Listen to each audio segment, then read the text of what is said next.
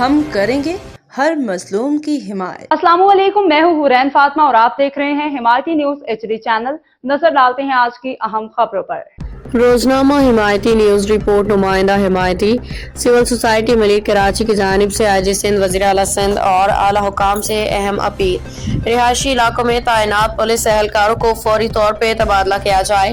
कराची हिमायती news civil society Malik Karachi ने एक अहम और संजीदा मसला की जानिब आला हुकाम की तवज्जो दिलाते हुए वज़ीर आला सिंध, वज़ीर दाखिला Sindh, IG Sindh, zonal DIGs और तमाम डिस्ट्रिक्ट SSP से मुअद्दबाना अपील की है कि जो पुलिस एहलकार अपने रिहायशी इलाकों थानों में तैनात हैं उन्हें फौरी तौर पर वहां ट्रांसफर किया जाए।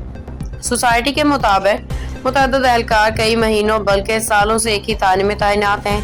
यही वजह है कि इन इलाकों में न सिर्फ जराइम में इजाफा हुआ बल्कि मंशियात फरोशी, चोरी चकारी, दीगर गैर कानूनी सरगर्मियों में भी तेजी देखी गई है।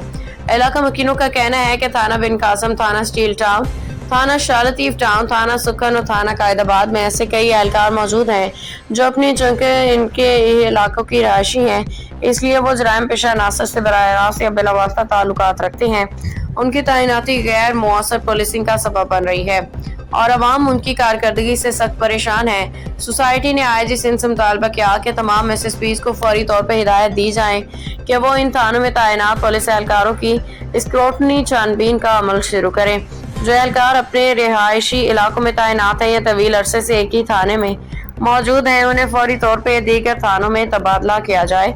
सिविल सोसाइटी का कहना है कि इस अमल में न सिर्फ जराइम और मंशियात की रोकथाम में मदद मिलेगी बल्कि अवाम के अंदर पुलिस के हवाले से एतमाद बहाल होगा, पुलिस डिपार्टमेंट का इमेज बेहतर होगा।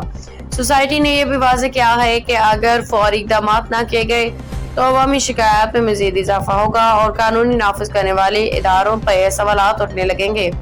IG सिंध से पुरजोर अपील है कि संगीन मसले पर तवज्जो दी जाए, अमली इक़दाम किए जाएं ताकि शहरियों को महफूज और पुरअमन माहौल में असर आ सके। फ़हीम अहमद अराई की रिपोर्ट। बाखबर रहिए हर जगह हर वक्त, जानिए मुल्की और गैर मुल्की हालात व वाक़यात यकीन के साथ।